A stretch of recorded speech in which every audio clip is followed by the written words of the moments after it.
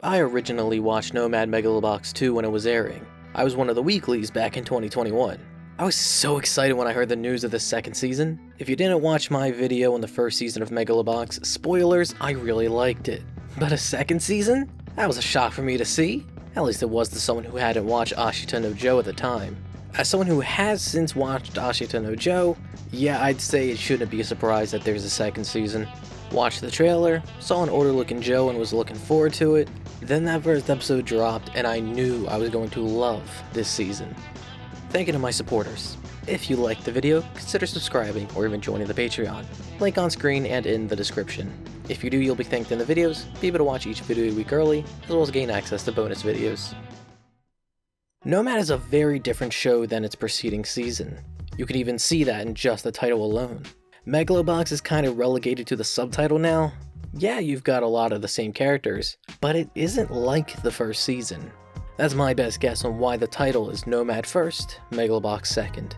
What makes Nomad different is mostly its tone.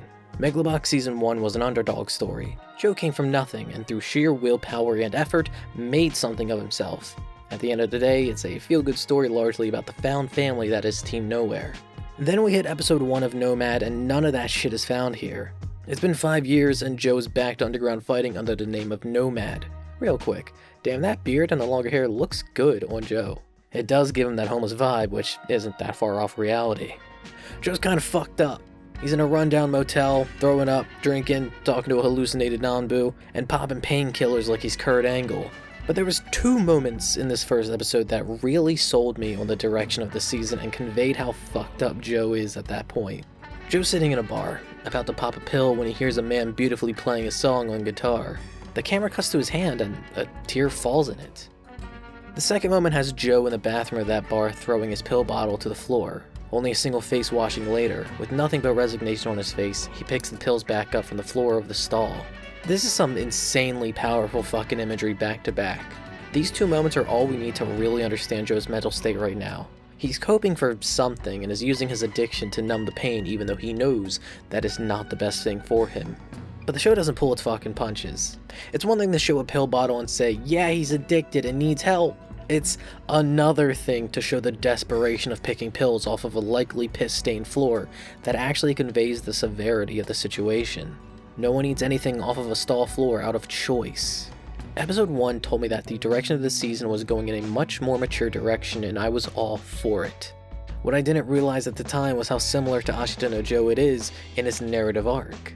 Like, yeah, should be fucking obvious that the Ashita no Joe anniversary project is similar to Ashita no Joe. But having watched it since, a lot of elements of Nomad make a lot more sense with that context.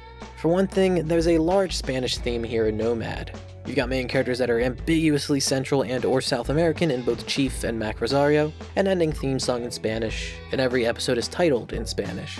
Decisions that definitely make Nomad unique in the anime landscape as a whole, but also feel like it comes out of left field until you remember that Central and South American characters play important roles in Ashita no Joe.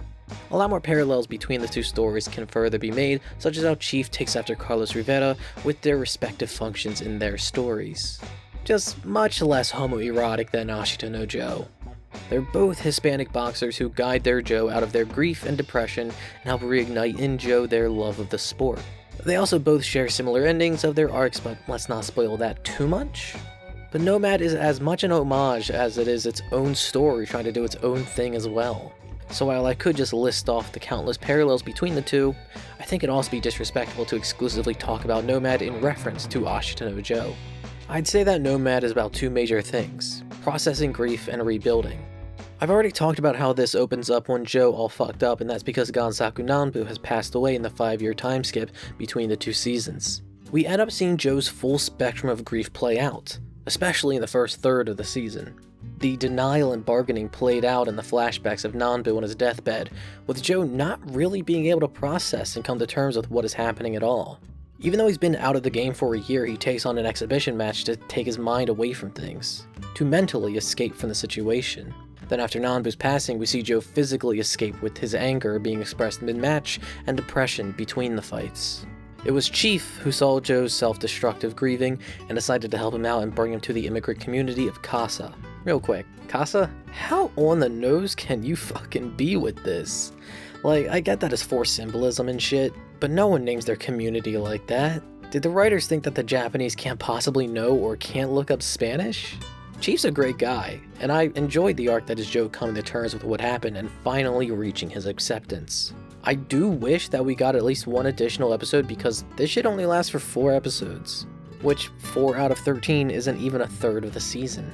Considering how pivotal and important of an encounter this is for both Joe and everyone in Casa as well, I'm a little sad that we didn't get more.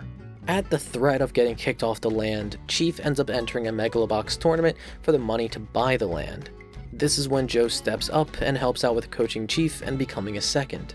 A little bit of more Joe coaching Chief would be great, especially since I think it'd be rad as hell if we got Joe realizing that he's now stepped into Nanbu's role as a second and had some introspection there. Would have been nice.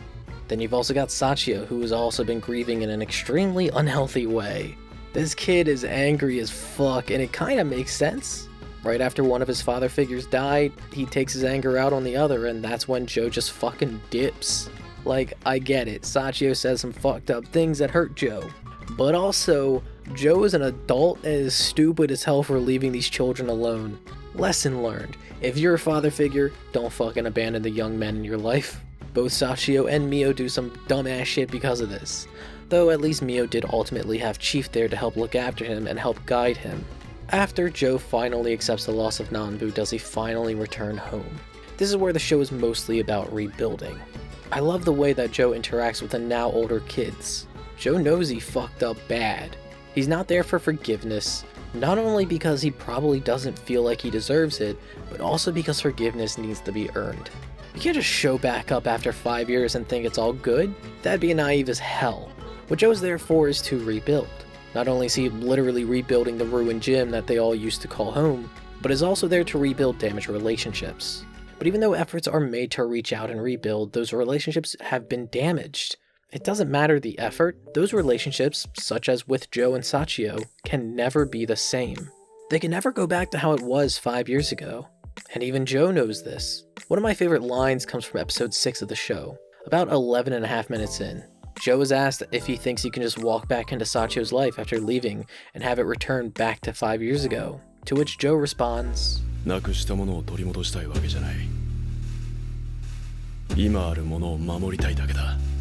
I really like how this is all delivered in the show, and the maturity that Joe is written with. I'm sure you're wondering why I haven't really talked about the boxing so far. Despite the fact that this is Megalobox Season 2, boxing takes a back seat here. Yeah, there's still fights. The sparring match between Joe and Liu was pretty hype. But that's not what this season is about at all. The act of boxing just isn't the focus. Hell, we don't even get a real match with Joe. Yeah, he fights, but it's not a real match in the way that Season 1 had full, conclusive boxing matches. I think the best way to say the difference in how the 2 seasons treat boxing matches is that the boxing matches in Season 1 are the story, and the matches in Season 2 aid the story. Season 1 is all about climbing up the ranks in the tournament to get that fight with Yuri. Both the journey and the destination there is fighting, but the goal in Nomad is not that. The goal is to rebuild broken connections. And while boxing is part of that journey, it's not all of it. You don't need to get into the ring to reconstruct. I'm sure some people might watch this season and be upset at the de-emphasis on the fighting, but their opinion is wrong. What we got instead is better than what we could have gotten if it was another tournament or Joe defending his title for a whole season. Like, come the fuck on. We already know Joe's cracked. We really don't need to retread the same ground that the first season walked on. I love Nomad. I'd say that it's better than the first season. If there's one thing I'd have to complain about, it's that the tech bro isn't somehow more sociopathic. That's unrealistic. He shouldn't be able to comprehend human pathos in the slightest like a real tech bros. If there's a second thing I'd have to complain about, it's how the Blu-ray didn't get a special edition release with a booklet like how the first season did. That's some bullshit right there. There's more I'd like to talk about, of course, but that'd start getting into more spoiler territory, like more of the parallels between this and Ashita no Joe, and I barely even talked about Liu or Mac or any of that shit involving them. I feel it'd be a disservice spoiling any of that, considering I think you should absolutely watch Nomad Megalobox 2.